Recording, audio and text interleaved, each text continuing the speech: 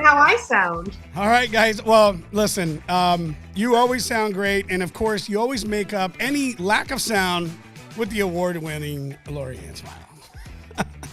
We love it. All right, you guys, thank you very much for being here again for another episode of our Contagious Leadership Series. This is our Lunch Talk show. It is 1 p.m. Central Time, and I always forget to look at the date. Today is the 22nd. Oh, first day of fall. 22. That's right. So it is September 22nd, the year of our Lord, 2022. That's right. I appreciate you guys being here, and we have an amazing guest for you today. And we're going to be getting into a couple topics in regards to expansioneering, all right? And I love this concept of understanding how to not blow the breaker box in our brain and increasing the capacity of it. Erik Luhrs, a coach and speaker in these aspects. I've looked at his material, and we've had a great couple of calls prior to. You guys are in for an amazing show. Be back in 30 seconds. Laurie-Ann, hope you're ready. I am. Paper and pen ready.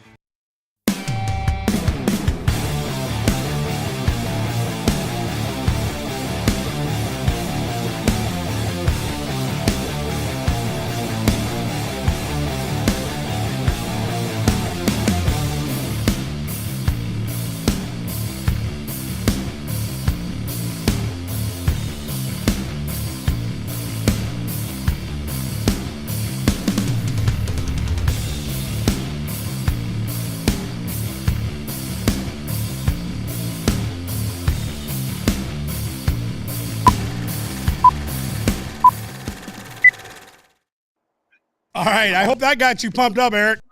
I was like visually assaulted. Yeah. Like, hello, you know, that's awesome. I actually feel the same way. Visually assaulted. Yeah. I love that. Donnie, we're going to have to not forget that one. That was good. That was good. Well, welcome, Erik. Again, thank you so much for being here. Laurie-Ann, thank you so much for helping us find him. I want to give he's going to be a great guest for this. Like, people are going to learn a shit ton today. They really are. You guys really are. And I think Erik talked about a rabbit hole, chasing the rabbit, and he might get into this, but here's the thing. I went down a few rabbit holes in our pre-call because I was like, wait, what? Wait, and I want to keep getting into it. So anyways, I'm excited for you guys. All right, here's the deal. You guys know what's going on. Do us a favor, Donnie, pop it up real quick. If you're not already following us in our community, do so by texting lunch to 316-799-8052, 316-799-8052. Join our community. That is a texting app. We don't do it for anything other than letting you know when we go live and when we have content like this, and to give you information about our speakers. All right. I don't want to bug you too much on that one. Also, last thing, if you're watching live, drop a hashtag live in the chat. If it's a replay, then hashtag replay. But anyways, we're glad you're here. All right, we're going to get into it. Laurie-Ann, I want to learn a little bit about this aspect of expansioneering, but let's introduce you, Erik, to our group. Tell us a little bit about who you are and how you are helping individuals personally in the business, all of these things. You have a lot of wonderful things to talk about. Go ahead and introduce yourself and let everybody know who you are. Well, as I said earlier, I feel myself to be a conduit. So really, at this stage in my career, my job is to help unblock people from their potential.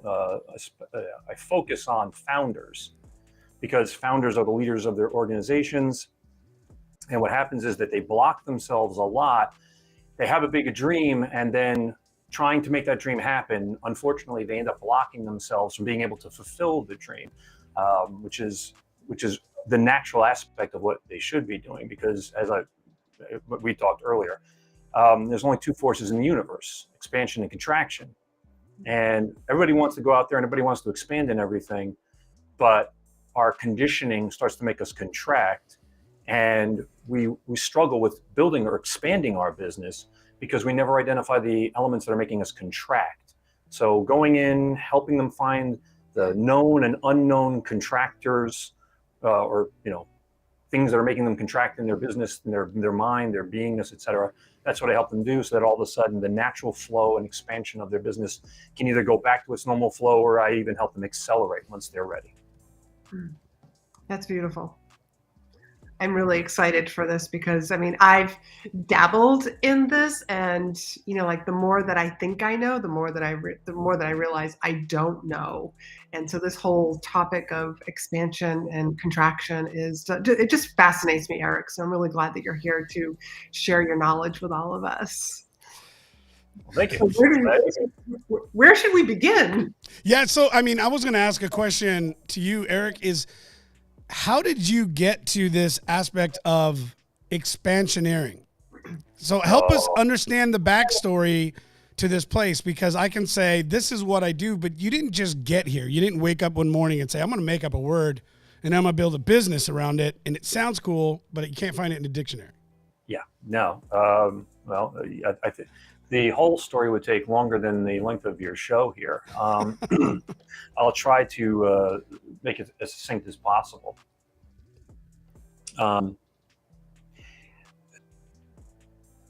Psychic as a little kid, then that stopped mostly through most of my life. Kind of hang on, got through the rest of my life, got through college, yada yada.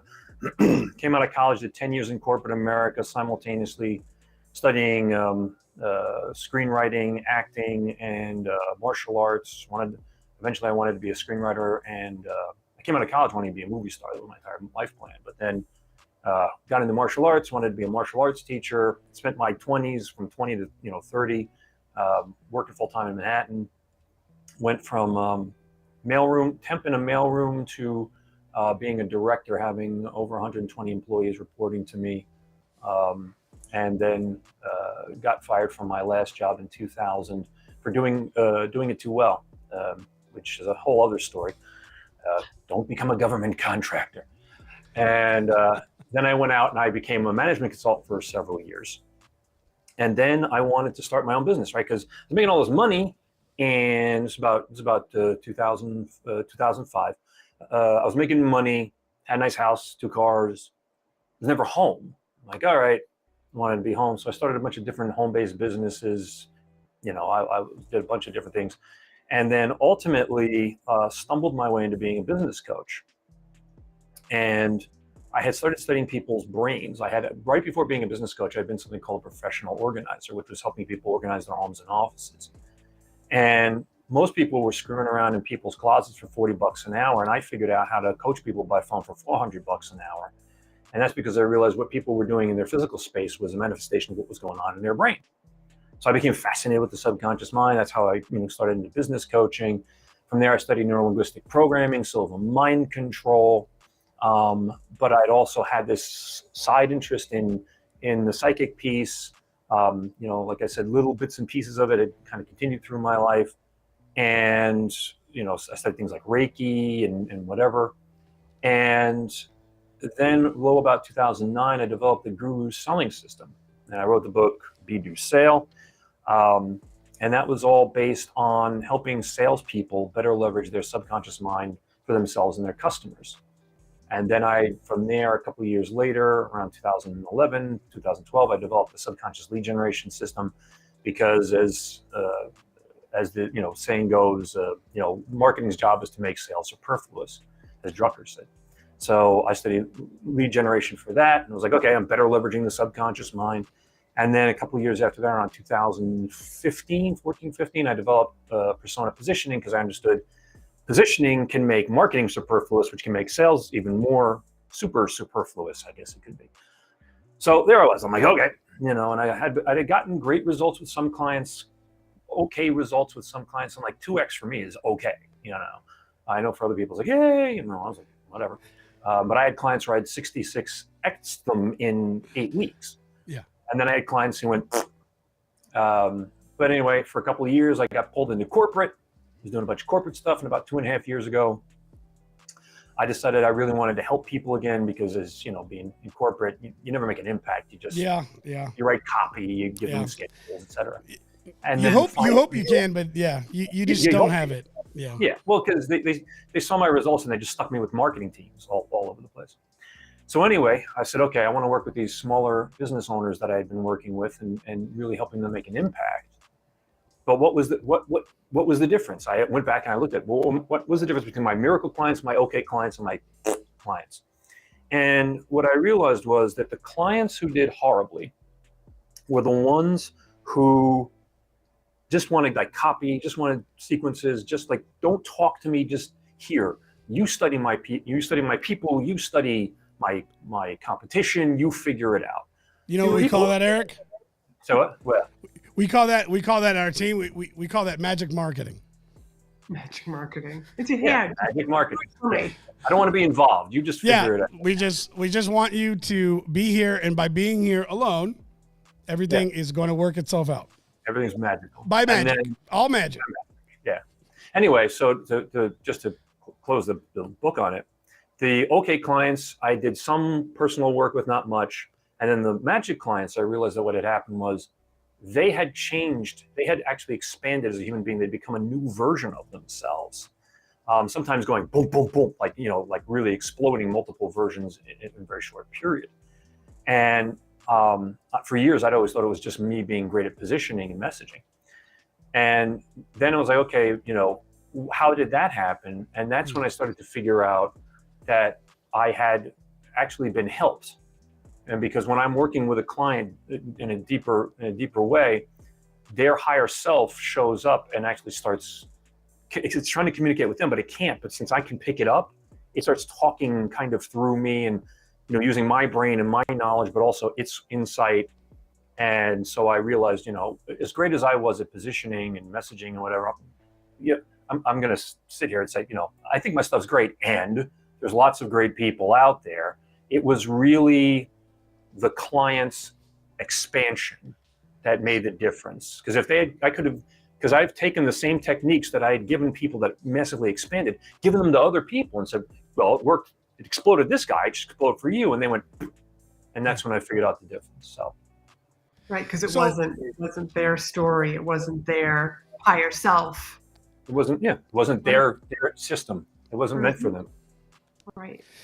So when we were talking a little bit, prior, Erik, I had asked, at what point does, what you're doing and what you've found become more customized and more personalized? And so what I want to be able to do here for the folks that are listening and watching, this is going to be a deeper conversation into areas of the mind and separating them. And you explained it to me this way, and I think it would be really good for our listeners to hear you do it to them, explain to them as well, how we have this difference between mind and brain. Help us understand that. And for some, like myself, you may need to go very slow and use small words. For others, like Laurie-Ann, who can understand words longer than 4 or 5 letters, they're going to be okay. But I really love how you explain this. Please do that for our listeners. Sure. So, as I said, I fell in love with the subconscious mind because I thought it was the end-all, be-all of everything. That's why I studied NLP and even delved into things like enteric psychiatric studies and psychological studies, which is studying how the stomach, how your digestive system affects your thinking. I went all in, like brain. What? See, just come on, Erik. You can't do stuff like that. This is what I'm talking about. You did this yesterday. And we went like our pre-call went like longer than the live call. I probably should have warned you. Like, wait a second. What I eat does what? Yes, that was which is why which is why I stopped doing brown bag speeches, because it was like, there's no point. You're not listening to me. You're just, the only thing you hear is chomp, chomp, chomp, chomp. But anyway, so so I said, okay, I was all in love with the brain. But then I started, working or listening to folks like Abraham Hicks, Dr. Joe Dispenza, started, hearing about things like the law of attraction, quantum physics, the quantum field, reading stuff, ideas from Einstein and all these things. And I was like, okay. And I've been studying meditation and visualization for years. It's kind of an offshoot of the mind, right? And ultimately, what I began to understand was people when they go, my mind. But actually, the only thing in your head is a brain. It's 8 pounds of gray matter, and it's really only equivalent to a standalone computer. Now you might have a very powerful CPU in your computer at your house. I mean, I like to think I do, but 99% of the stuff I do depends on me being connected to the internet. I'm not doing it through the processing power or the memory of the computer itself. So then I began to understand, okay, and I started to learn some of this from Dr. Dispenza, and then I did some other research, but that the brain is only really just it's mostly just a memory box. It's mostly just a tape recorder. And then the 1% of your brain that's conscious is really just kind of like an aiming device. Like, okay, I want this, that's pretty much it. So I was like, okay, well then where do great ideas come from? Where do, innovations come from? And they come from your mind, but then it's okay, well, where is the mind? If it's not here. And then I began to understand the mind is all around. And they've done tests where they've shown, they've had people start, going outside of their brain, and the brain, certain areas in the brain will light up, and they'll have like electromagnet readers or whatever, like 8-10 feet away. And those things will start signaling. And you're going, well, wait a minute, why is this thing signaling 10 feet away from this guy if it's just this part of his brain lighting up? It should only be, his brain doing, funky things. And it's because all of a sudden there's just a bit of your mind actually interacting with you. Okay, you go ahead. Just tell me something.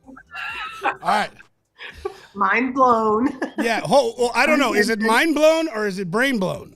Brain blown. So your mind already knows this. All right. This is exactly what I thought. All right. I'm gonna just take a second. Mm-hmm. Let's put a couple tags here. The brain, will we identify the brain as the physical element in between my ears? Yes. And the mind is the energy that flows in that organ. Yeah, well, your brain is like the screen in front of you in your computer. Yep.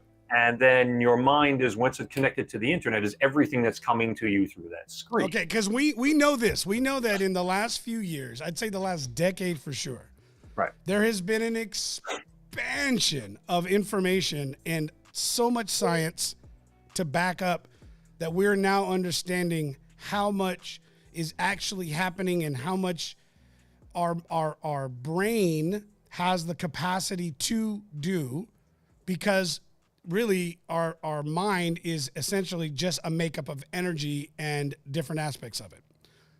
And so what you're explaining right now, the comments you're making, is that through these studies, the mind has the ability to actually expand outside of the physical realm of our brain and our body as energy, is what you're saying?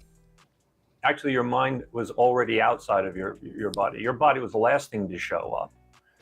Everybody thinks that everybody thinks matter creates the field. The field creates matter. There goes everything I learned in school. Yeah, this is great.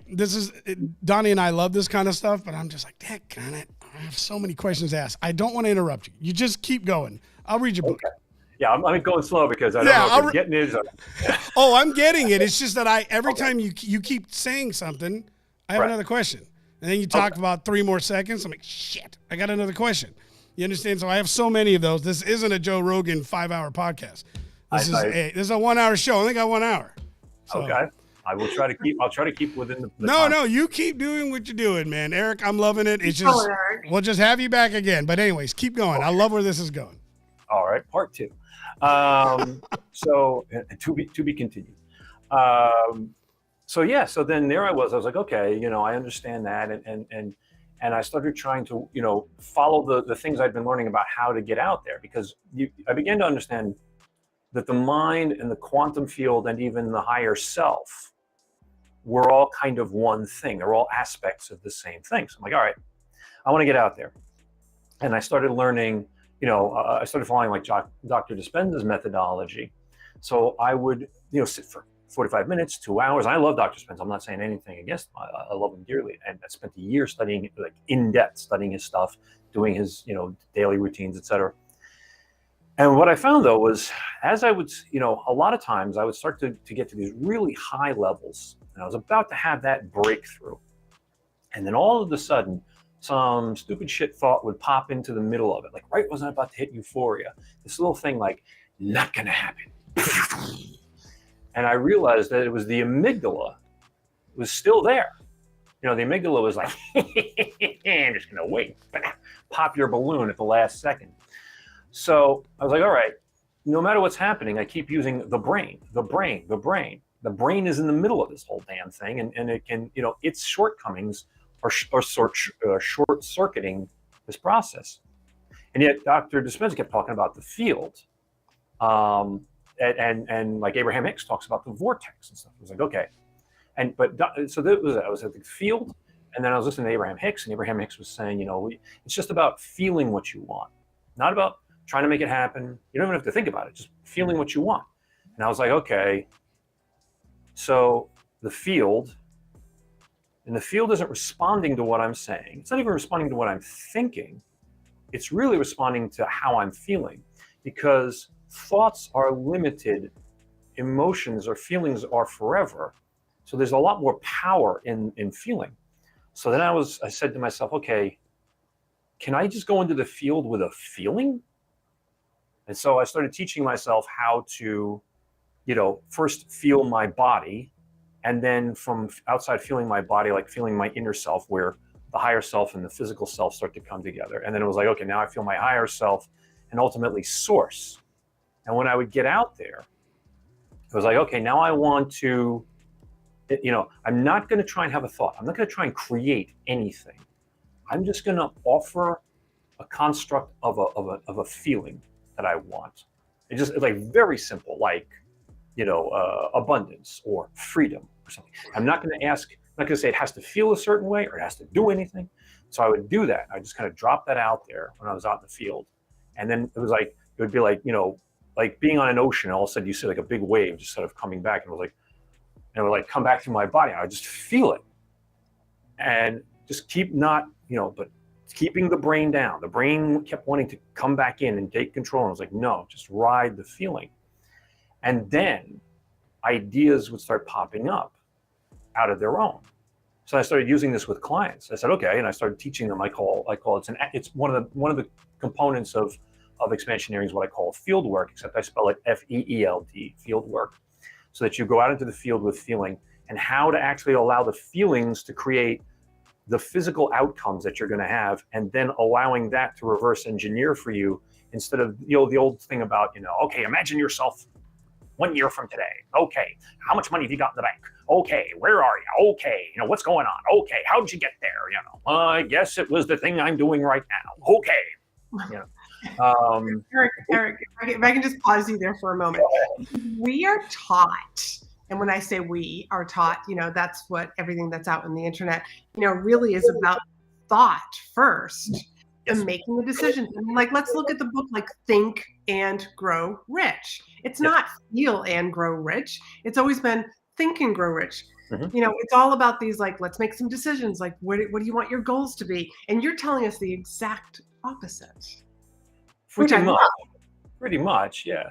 I mean, I really sat back and I looked at it, and ultimately because what I saw was, in terms of building a business, because that's my playground, I could take this into relationships, I could take this into art, I could take this into music, my playground is business, always has been. So I said, okay, what are people doing in business? And everything was doing. They were just trying to do more. And I said, okay, but there's beingness, and the old construct, be do have, be do sale, and my book after it. But I wanted to understand, okay, what was the flow from beingness to doingness? I said, because it can't just, there was something in between, because there is a brain, there is whatever. And what I began to understand was that beingness is like having your own personal nuclear power plant. You can pull as much amps out of that SOB as you want. It's there for you. It'll just keep feeding it to you. And then it was like, I understood next, it comes to the brain though, because it's like you make a desire, and then the source says, okay, and it creates it. Your higher self creates it energetically, and it starts flowing it to you. The brain, specifically, or more specifically, the amygdala in the brain, acts like a breaker box. And if that breaker box can only allow in 100 amps and 2,000 amps comes flying at that breaker box, all the breakers going to pop off at once. House is going to go dark, and you can only turn them all back on, but only to the point of 100 amps. That's all you're going to allow.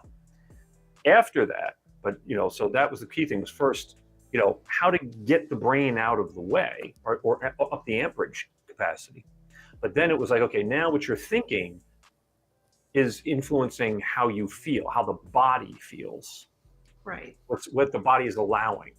Because now all of a sudden I'm beginning to complete the circuit, right? I'm going from my beingness through the thinking into the feeling, because I'm fully embodying what higher self is sending me.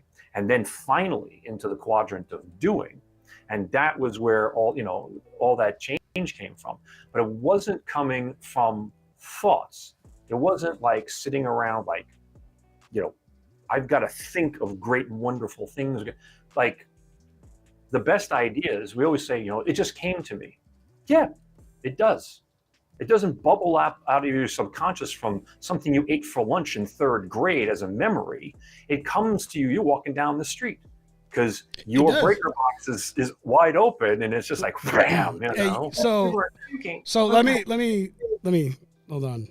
Go ahead, Rigo. Summarize this for our viewers. Yeah, I'm getting text messages in from my wife. She's like, I knew it. She's like, yes. So I was like, please just comment. She's like, this is. I'm gonna steal it. Sorry, Michelle. She goes, yes. It's like the way I have always thought. Reality is the opposite. Mind first, then matter. Don't say yes, Eric. Okay, no. You're not. That's. Come on. No. But here's the deal. So I'm gonna tell you. So, all right. If this is the case, then, and I know this is gonna sound like I'm being humorous, and I am a bit of a little bit of a comedian. I'm not really, but I do like to joke about things. But this is not a joke. I'm just giving a disclaimer. But would this be a reason why a lot of times, at least for myself, I tend to get the best ideas while in the restroom? Oh, yeah. And I mean, I'm being honest. Like, why is it that there's certain places where, and certain times, where all of a sudden the shower, yeah, maybe I actually, yeah, some people do. For me, it's sitting on the toilet. I'm just gonna be real. Okay. When that's where I'm at. Sorry. So if I have this little guy, he's my little voice recorder, and I have him with me always. And yes, I will pop it on, and I will admit there's many a time that I'm taking my morning or evening sabbatical, to put it. I call it my morning constitution. But anyways, there you go. Your morning constitution. Sorry, Laurie. I have to know. Things will come. I have to know. Going back to the enteric, the studies of enteric psychology. Real quick, the enteric nervous system is its own separate nervous system from the body. The digestive tract of the human body can actually digest food without any input from any other parts, any stimulus from the brain, etc. It will take it from beginning to end on its own. But the enteric nervous system will basically hijack the body when it's doing high intensity actions like chewing, swallowing, and starting the digestive process. That's why doing lunch and learns is almost useless, because you can be giving groundbreaking information to people and all they can think about is tuna, as they're chomping down, because their enteric nervous system hijacks a good portion of their brain function. Oh my God. So when you are sitting on the throne, there's so much. Taking action, all of a sudden you're activating the enteric nervous system, which is hijacking the sort of conscious or unconscious blocking of the brain, and all of a sudden, and that because the higher self's right there, it's just waiting for that chance to drop it in before you are you saying that seriously? There is a moment of when that blockage is out of my body, it actually is getting out of the way of my mind. The activation of your enteric nervous system, because the bottom of it is your anus. You're activating that, and all of a sudden it pulls conscious energy out of the brain that the amygdala would try to use to be a breaker box. Oh my God. Okay, so first off, Anita, this is a short clip right here. Okay, I don't know anybody else who's going to talk about the anus and expanding of your mind on a live call. Just wait a minute. And this also means wait a minute. This also mind means, blown right now. I'm just saying, I'm like, what is new meaning going to the on? expression "blow your mind." also, guys, for everybody who rushes their routine, Yes. you're actually telling them to take your time. So, Michelle, since you're watching, the time I spend in there is actually critically important. No more rushing. Yes.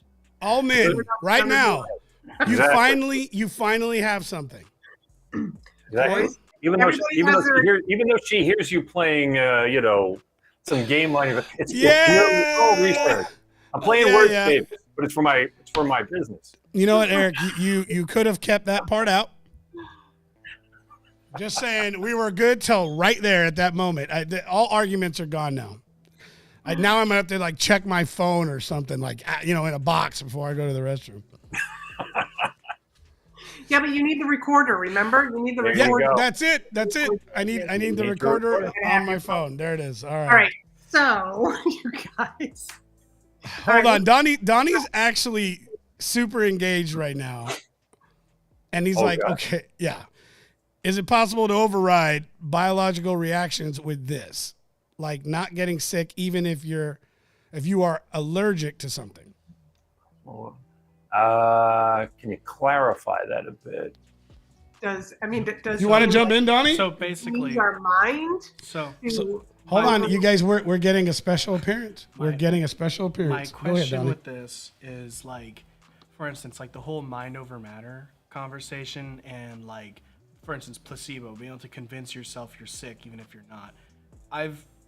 Just for clarification, I'm lactose intolerant, but lately I've been practicing this, and I don't know if I'm getting this mixed up, but I've actually been able to convince myself to not get sick if I accidentally eat something and it's too late for me to undo it.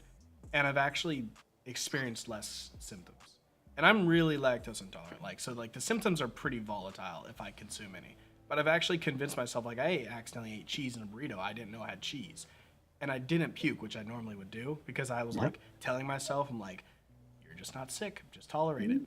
And I'm just really curious, is this apply or is that completely different? No, it applies.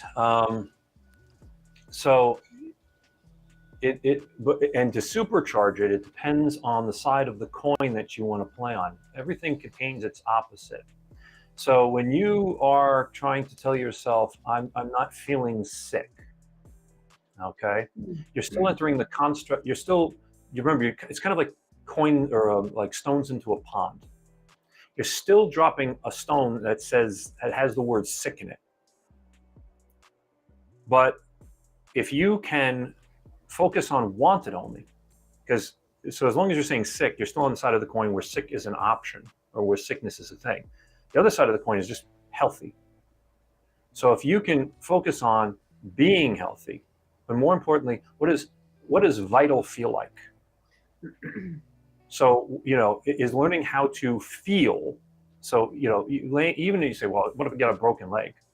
Well, there's nothing stopping you from engaging in the sensation of feeling, not per se in your body, out in the field, because that's where the powerful feelings are. Instead of trying to say, I'm going to force it from my body, I go into the field and I say, okay, I want to experience what the field sends me. If I say vitality to the field, and it might come as just a very gentle wave back to me slowly, just a slight uplift.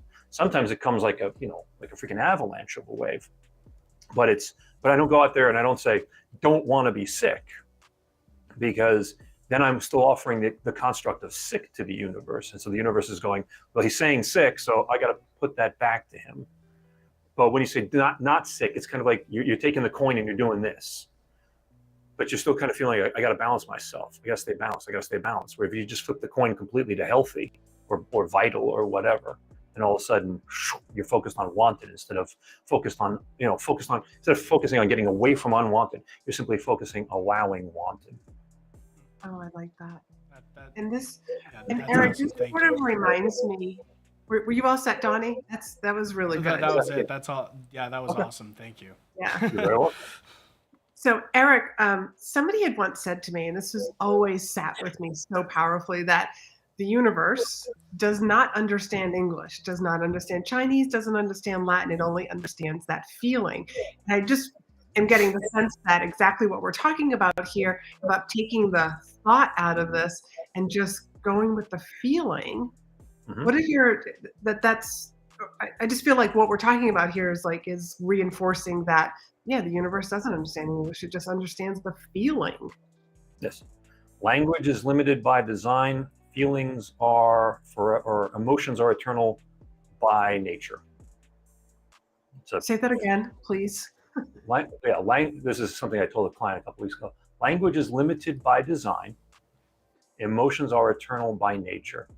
Language is designed to be limited so that we can understand what the other person is talking about. Because if every sound meant everything, then nobody would understand what you're saying. You would just go, you might be asking for a slice of pizza. The other person's like, and nothing would ever get done. So language has to be limited. All right, we've flown regions by I'm having to literally walk away brain because I blown. I love this type of conversation. Okay. This is why a song can say more in tone and tone. I can deliver more emotion in a song, in a tone. This is why certain sounds, especially those of natural aspects, this is why we can connect in such a way with our thoughts when we're in a place where there's no words, right? Because we're connecting with feelings and emotion to almost to the actual word, right? So we're starting to get into the spirituality of us as a human being, but this is kind of my blowing my mind because we've been working on some other stuff in some of my other coaching that I'm involved with personally, and I had this thought this week, and then we're meeting because there are times that a song, a tone, a solo will create something within me innovating within a thought, within a new idea in a way that no words can. It's almost as if my mind understands the language that is being spoken and then tells my brain what to do. I'm trying to figure out how to say this. Or does the song just share the feeling, and that's what it is. Like, well, and that's what I'm saying. Cause right. I play instruments, and I have, like, when you listen to a composer or to some music that a composer has put together, there was feelings built into those tones, right? Somebody composed it with feelings, and then you're getting those feelings, even though there's words being sung. Sometimes, at least most of the times for me, what's more important than just the words is the tone, because the tone can give me more. And if we look at history as a race, as humans in general, we have been sharing sound more than anything else, right? Sound represents tribe, and it represents culture, and it represents things that words can't say, right? What's the saying, like, you sing what you can't say, right? The things that you can't express properly, you sing it in a song, and then it gets across. So I'm just Dang. connecting with this feeling thing. Anyways, I'm Yeah. sorry. Yeah. No. This is good. This is really good. It's making me feel like Sarah Brightman. Like I will play her music in the car, and she's speaking in Italian, and I have no idea what she's actually saying. But boy, does like that her music touches my soul. Yeah. So this is completely making sense why she touches my soul. Yeah. Erik, I have another question because I know that, like when we were talking before we started the show, like we are, as children, we are tapped into this. We have that imagination. We have an intuition. Like I can look back on my life and some of the creative ideas that I had. Some like people would ask me questions and I'd be like, didn't you already ask me this? Like it was like I intuitively already knew what the answer was. Yes. But I somehow learned to lose that. And I think that would be really important to share with everybody who's watching today. Why is it that we had that as a child and lose it as we get older? Okay. Rico, hold on to your head. Okay. All right. Hold on. I'm holding. So when you come into physical form, then you come out of your mom, you are basically source in physical form. Unedited, unneutered, anything.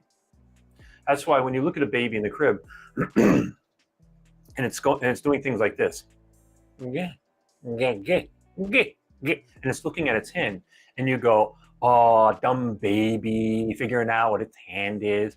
That's actually a massive spirit in a tiny little physical body, because physical energy is actually the lowest, slowest form of energy. So this energy that was eternity is now compressed into this little physical form in this physical universe, in this tiny little thing. And it's just figuring out like, oh, okay, if I feel this thing, then this, and that moves, and it's figuring out how the body works.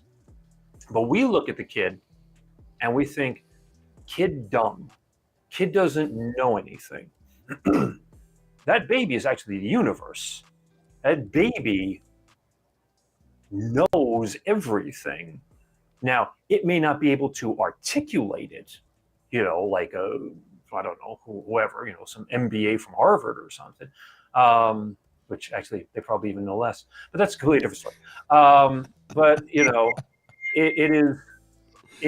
so we start teaching children how to have a great life and how to be better people and how to serve and how to work and how to, math and, all this stuff. And, religious leaders teach them this, and people they see on television teach them that, and their siblings teach them this, and their friends, and they pick up all these things. And we're doing all this for their own good. The road to hell is paved with good intentions. And that's what happens is we are taught to stop paying attention to these energies outside of the physical. That's right. Stop, you do not have an imaginary friend sitting next to you. He's right here. And he is not. Stop it. Don't ever say that again. I'll punish you if you ever say that again. And so the amygdala kicks on and goes, oh, well, better stop paying attention to him. Better stop paying attention, because the amygdala's job, being the oldest, slowest, lowest part of the brain, that's why it's sitting at the bottom of it, is it's your fear, your fight, flight, and freeze response. It's your fear center. It's, so it learns everything to be afraid of. That's what, don't do this, that person will be mad. Don't do that. Okay, do it this way, do it. Okay, and we learn how to, we condition into conformity. We block, we create all these limitations. They're handed to us, and then we accept them and we fit them into some paradigm of the world. And that becomes, our life is also our prison. Our brain, our programming becomes our prison. And, we go through life saying, I want to break out of this prison. Thing is, you created the prison for yourself. You can actually break out anytime you want. It's that most people are too afraid to. They're too afraid to go out there and say, I talk to dead people, Right, I mean, I remember the first time I admitted on a podcast, I was talking to somebody about a year ago, and I told the story about sitting when I was 5 years old and I saw a leprechaun in Cape Cod, and they were like, completely thrown. You're actually saying that out loud? Like, yeah, well, people will think you're weird. I'm like, okay, but better than they think I'm normal, just like them. Then what use am I to them? It is what we are most useful to other people when we are being the most of ourselves, and we are the most useless to people when we are trying to give them what they want according to what we think they're asking for. All right, so let's go back. Whoa, yeah. Rewind. That was my rewound sound effects. Okay. Yeah. Okay. So I love that, and I'd like you to say it again. But what I'm catching is we are the most useful when we are authentic, and we are less when we're trying to be who they want us to be. Right? Say it again the way you say it, because I like that. Okay. Now, I'll do my best, because half of what I say is coming to me. But great thing is it's all being recorded, Erik, so we can give it to you, and then you can start quoting yourself. Yeah, you've been calling on higher, so things have been coming through me now. Awesome. But basically, we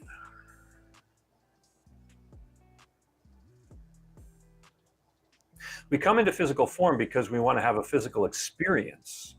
Yeah. And the only way to have a physical experience is through limitation. So unlimited capacity comes into physical form to have a physically limited experience in order to experience certain things, to experience pain, suffering, joy, happiness, etc.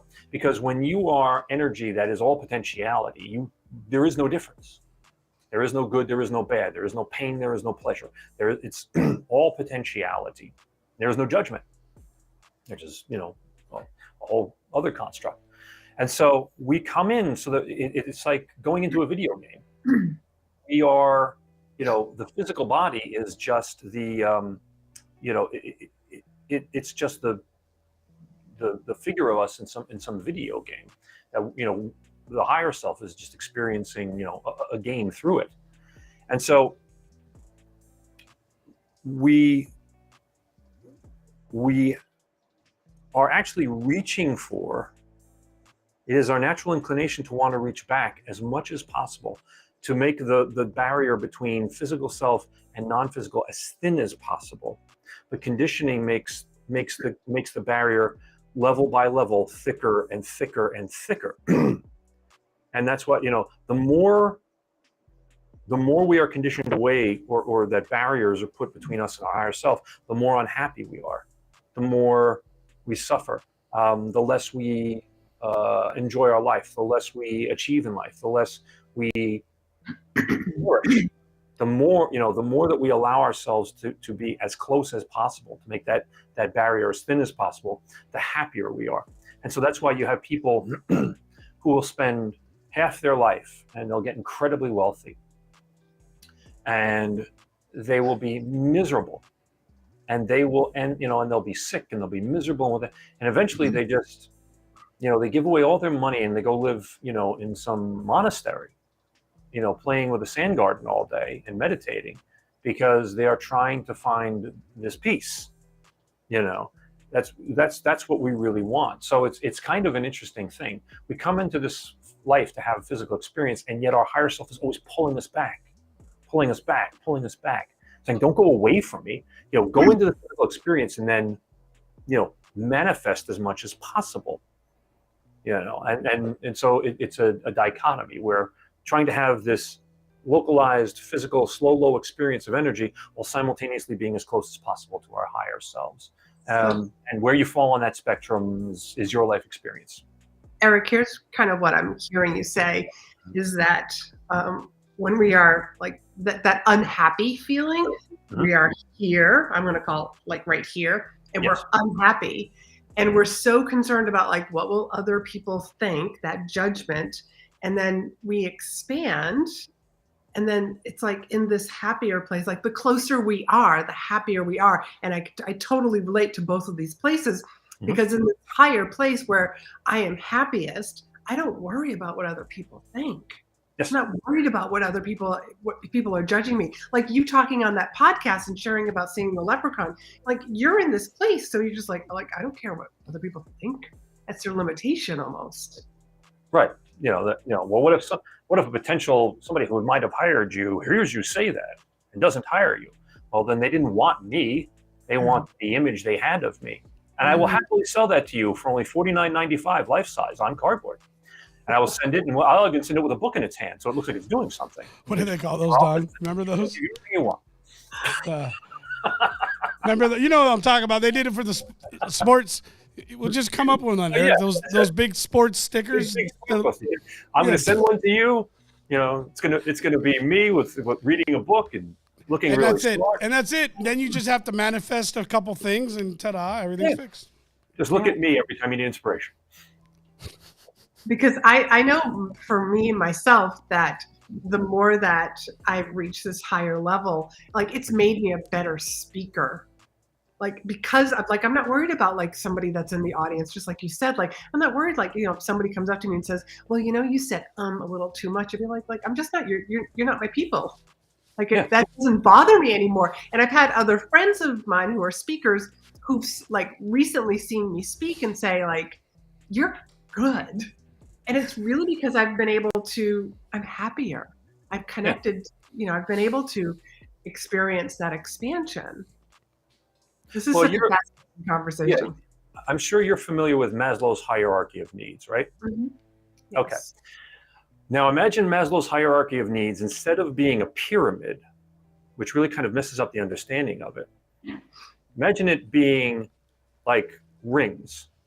So level 1 being the center ring, and then level 4, level 5, level 6, level 7. He actually created an 8th level. But for most of the time that it was around, the highest level was level 7, was self-actualization. And it was Maslow who, and now he's at an 8th level, which is transcendence, which is really when you start crossing back and forth between the border, which makes you an illegal immigrant. But let's not go there. Anyway, but the 7th level was self-actualization, and they asked Abraham Maslow one time. They said, what do you mean by that? And he said, it's being free of the good opinion of others. So that's really, that's what you're talking about. So instead of visualizing the pyramid, just visualize it like rings. Now, a lot of people think, though, because Maslow made it like, well, you have to conquer the levels. That's what he made it sound like. Like, you got to have 1 to get to 2. You got to have 2 to get to 3. And what I began to understand was energy has no bounds. So it wasn't a case like you can be. We're confining it. We're trying to, because we don't always understand this. This is the same for a lot of conversations, but because we don't understand all of it, or we can't completely comprehend it, we put it in a box. We give it rules. We give it a process. We say that, well, you have to start at 1 to get to 8, even though it's just being identified so that our brain can understand it. Uh-huh. We're giving it rules, right? And one of the things I think is really powerful, what you said, Eric, is the quote was not to be free of people's opinion. It's free of people's good opinion. And I thought that's powerful. Yeah, that's powerful because the good opinion, where we don't even need that to understand what our value is and what our purpose is. Yeah, because it comes from inside. Right. Now, let me give you, because I love to add little twists onto people's quotes. So Abraham Maslow said, self-actualization is being free of the good opinion of others. My little tweak on that would be including yourself. Yeah. Well, I mean, I've explained this when it hit me, and I talked to my friends and family and people that I will share a lot more with, and I like to remind them, don't forget the greatest adversary. Obviously, we all know this is going to always be ourself. But I said the same energy, power, all of those things that you go into life with, that same guy or gal exists on the negative end. Like just as clever, in fact, typically, they have no rules, right? Just like you see a movie, the bad guys have no rules. The good guys are always looking out for, collateral damage, and they're caring for the innocent, so they can't just blow things up. They're trying to get to the individual because he's trying to hurt somebody. But the person who's the bad guy in the movie, they don't care. There is no recourse for what they damage on the way out. When we're working to make these changes in our life, it's us as the villain, and it's us with zero care on what we damage in the process. And so I love that what you're saying here, because this is I think a critical element for leaders and for people that are trying to really build something better in themselves and in their organizations. And I think we keep coming around to this, Erik, and a lot of the different people that we're speaking with. And I really would like you to kind of close us out with this as we get ready to end the program. And by the way, I'd love to have you back and get deeper into one or two of these conversations, because we touched on so many things. I want to learn more. I want to talk about this some more. But, ultimately in the end, it feels like no matter what we try to avoid, if we are looking to become stronger in our careers, because that's what this essentially starts with, right? Leadership, mentorship. Let's talk about how we become better. How do we build a better business? How do we, do better in our teams? How do we get past these moments like we put in the title, why our brain fails us, the mind versus capacity. Mm-hmm. It all comes down to truly first dealing with self. Like, you cannot go any further in life until you deal with self. Yes. And so as we get ready to kind of close this up, help us understand again in a compact version, much without blowing my mind on any more issues, please. I don't know how much more I can take. But Erik, as you're working with your clients, thank you, Don. As you're sound effects guy, just bad timing. When you're working and how you help your clients, help us understand how you take them through that journey and how they're going to get the results they're looking for. Because I want people to be able to know what you do and who you are and reach out to you. Because if you can help somebody, that's awesome. So again, kind of bring us there and help us understand if I'm on something right there, leave us with some wisdom, some words of wisdom. Okay. Well, I mean, real quick, procedurally, I take people through first figuring out who they really want to be, because most people are focused on goals and outcomes that I call the Facebook revenge list. They're trying to do what other people did and achieve what other people achieved. So getting clear on who you really want to be and what you really want to have, what outcomes you desire is key. Most people in life don't do that ever. Then that already starts to clear the pipes. Then when we get to the brain, the second piece is finding out, okay, what's popping the resistors, or, what's popping the breakers, what old beliefs, habits, patterns, teachings are in there, and ferreting those out and then replacing them, or eliminating them so that, the breakers don't pop, in our thinking. Then in terms of feeling, I teach folks, I teach people how to do the field work process, and there's a lot of offshoots of that, and then help them, that's where we can go into the field and figure out if they want to, if they need leadership, what does leadership feel like, and what are the outcomes from that, or, building the business. It's all about finding the feeling and then allowing the feeling to flow. And then finally in doing, but doing is really the sort of the bowl that catches the ideas and concepts that come from the feeling, from playing out in the field. And so in procedure, that's really what I do. In the most simple terms, I get people's brains out of the way of their beingness. Brains out of the way of their beingness. That's a huge statement in a few words. And if you get out of the way of your beingness, you'll build your business. Yeah. If you get your brain out of the way of your beingness, then you can build your business. That's what you said, right? Yeah. Well, the tagline I was playing with was scaling business through scaling beingness. So, Eric, first off, I'm Rico, are you okay? you know what? I'm good. It's just there's so much here, and I think the reason why, for those of you guys watching, like, this is aligning with a lot of things that have been going on in myself. And so remember, the reason why we do this is because we want to grow and we want you to grow with us. And we want to share this with you. There's so many incredible men and women out there doing incredible things, helping people in incredible ways. And that's the whole purpose of this program, has always been focused in ways to become better in leadership or in mentorship, and to expand ourselves, because the more that we become a person who can touch other people's lives, right? Then other people touch other people's lives. And we continue touching people's lives. And that's how it works. And then everything gets better, and communities get better, and the world gets better, and all of these stuff.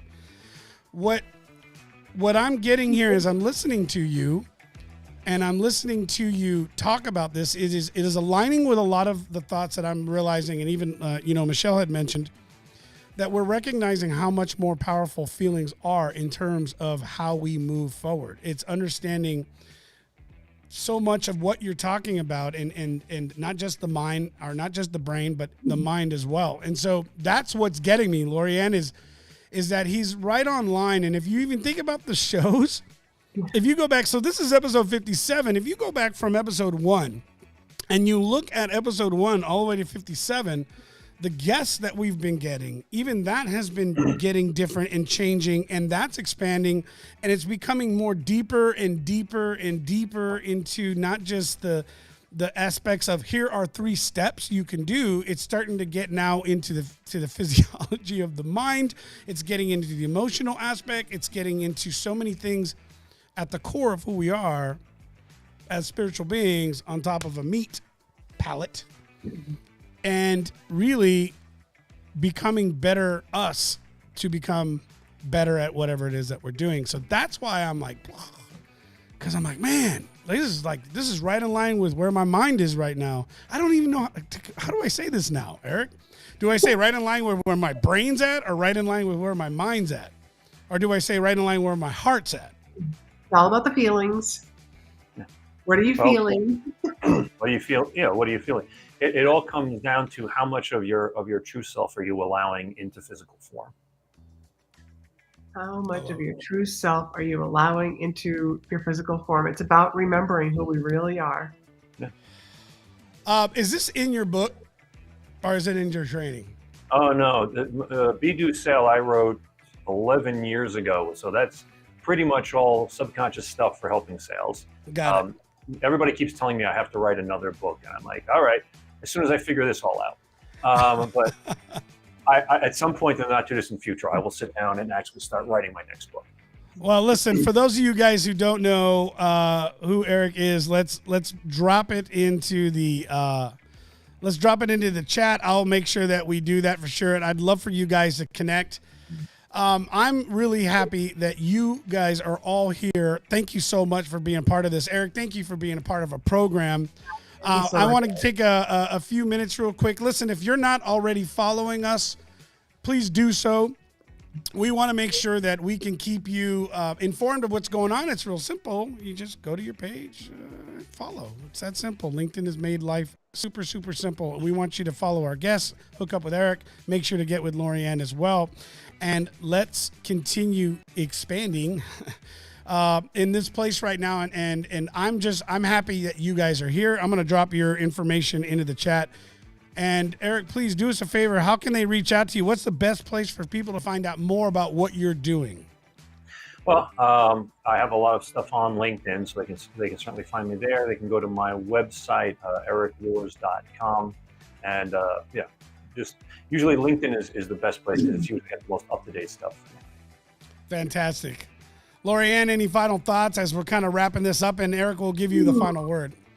This has been just a mind-blowing show, and I'm really glad that we started to touch on this particular topic because it really is the foundation to everything, unlike, Maslow's, but I think one of the biggest things that I'm taking away, Erik, speaking of Maslow, is it should have been in rings. I think if it was, you're right, if it was in rings, wouldn't have been so concentrating on like, okay, well, I got to make sure I have my food and my shelter, and that's where people stuck around instead of shooting for the 8th level. Yeah. Thank you for that. Not a problem. Eric, Not a problem at final all. thoughts for us? Final thoughts. Well, basically,